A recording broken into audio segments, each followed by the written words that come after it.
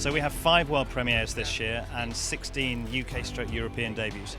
We invite the right brands, we set the right stage for them, the right platform. This is the place to launch new cars this year.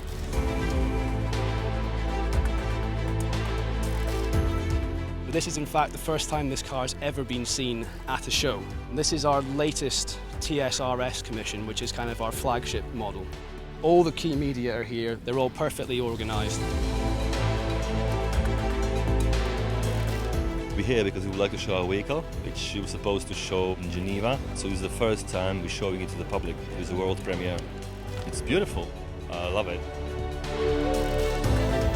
It's very nice for us to have this year a press day and have this opportunity to explain everything one-to-one with the journalist about our new car.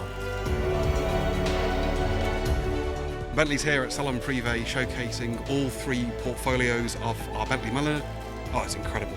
Perfect place for us as a brand, the right audience, beautiful weather, amazing grounds. It's the perfect location.